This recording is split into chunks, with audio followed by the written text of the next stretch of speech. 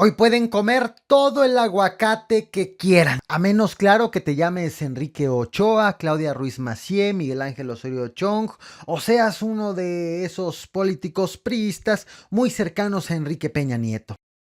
En agosto del 2017, los priistas convocaron a una Asamblea Nacional Ordinaria en el estado de Yucatán con el objetivo de definir bajo qué lineamientos iban a escoger a los candidatos para la renovación de la presidencia de la República y de las cámaras de diputados y senadores al año siguiente. En aquella ocasión tuvimos a dos grupos de priistas defendiendo puntos distintos.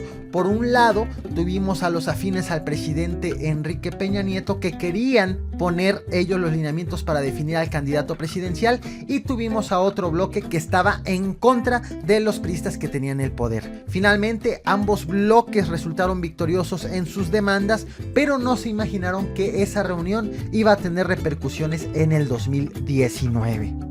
Lo que ocurrió en esa Asamblea Nacional del PRI en el 2017 fue que el grupo afín a Enrique Peña Nieto estaba planeando modificar los estatutos del partido para permitir que a la candidatura presidencial llegue una persona que no sea militante del PRI o que no cumpla con ese requisito de tener 10 años de militancia en el partido. Obviamente, la modificación a este estatuto tenía una dedicatoria: José Antonio Meade. En aquella ocasión, los priistas querían lanzar a un candidato con la imagen de que no era priista, sabiendo lo desgastada que estaba la imagen del partido. Esa modificación al estatuto fue aprobada, pero en la misma Asamblea Nacional del PRI había otro bloque de militantes inconforme con el bloque afín al de Enrique Peña Nieto, que finalmente era el que tenía el poder y la estructura del partido. El PRI vive una severa crisis de credibilidad con los mexicanos, y lo más grave es que sus propios militantes han dejado de creer en él. Para nuestros abuelos y nuestros padres, ser priista era un orgullo.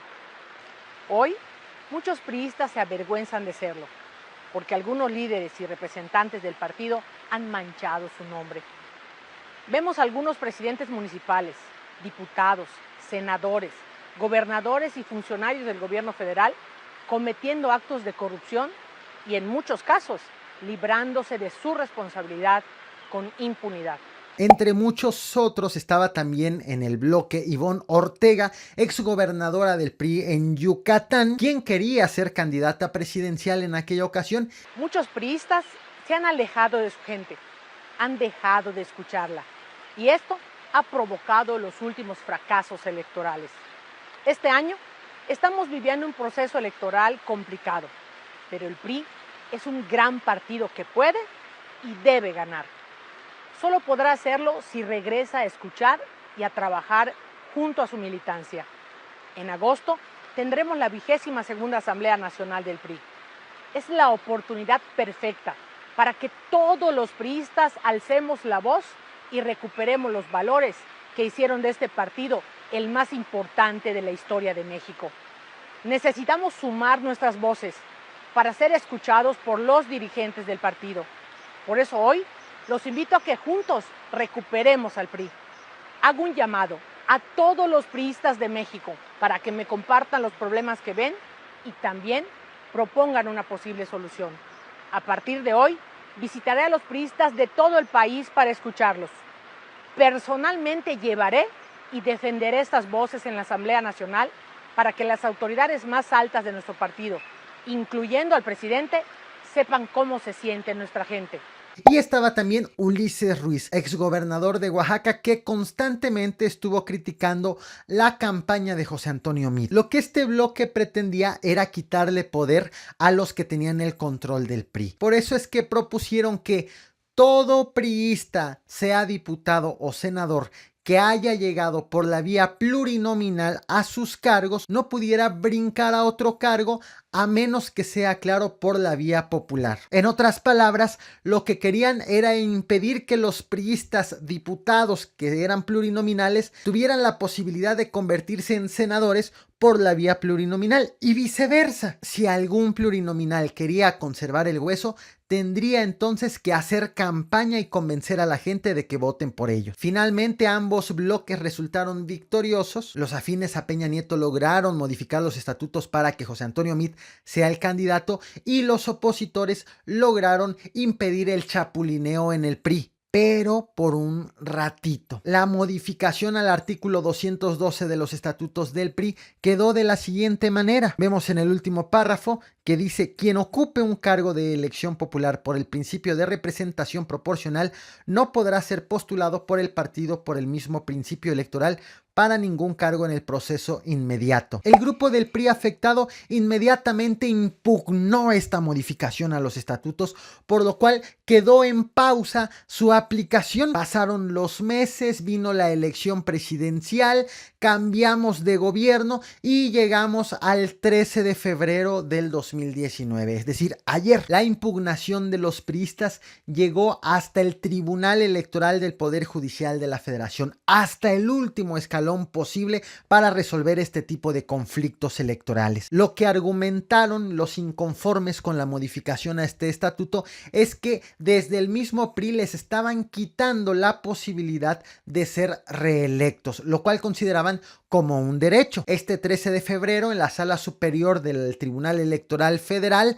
se resolvió este tema. El proyecto lo presentó la ex magistrada presidenta Yanino Tálora, quien resolvió lo siguiente: la modificación de los estatutos no vulnera el derecho a ser reelegido. Según la magistrada, esto fue una decisión tomada desde el mismo PRI y que tiene derecho el partido a establecer este tipo de lineamientos, de tal manera que lo único que hace es regular la manera en cómo van a definir a sus candidatos, sin quitarle un derecho a nadie. De esta manera, una modificación a los estatutos del PRI hecha en el 2017 empieza a tener vigencia en el 2019, obviamente una vez que se haya publicado en el Diario Oficial de la Federación. ¿Cuál es el alcance de esta modificación? Pues que los diputados y los senadores plurinominales del PRI no pueden buscar otro cargo también por la vía plurinominal. Y si quieren seguir viviendo de nuestros impuestos, pues tienen dos opciones.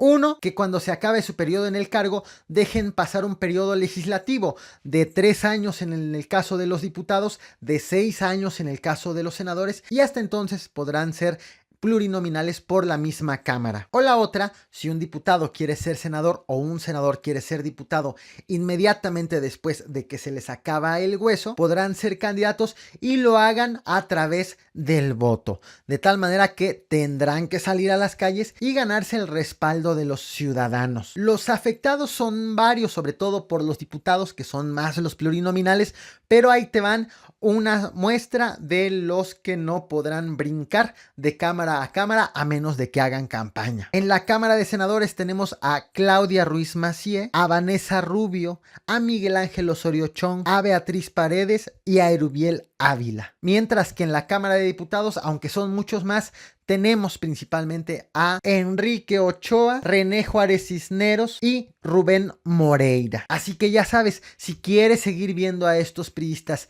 ya sea en la Cámara de Diputados o en la de Senadores, pues para que esto se vuelva realidad, tendrás que votar por ellos. Dime, ¿estarías dispuesto a ser diputado a un senador del PRI o en convertir en senador a algún diputado del PRI? Moraleja: muchos dicen que nunca se sabe para quién trabaja. Tal es el caso de lo que está ocurriendo en el PRI. Unos ajustes a sus estatutos hechos en el 2017 que no habían tenido vigencia finalmente comienzan a ser aplicados en el 2019. Esto obliga al PRIismo a mejorar sus cartas, pues para poder competir en campaña con los demás partidos políticos. El desgaste de de la imagen del partido y de quienes lo integran se ha visto también en los conflictos internos que han tenido, y hoy están viendo las repercusiones, a menos claro de que los priistas convoquen a otra asamblea y modifiquen sus estatutos en beneficio de los priistas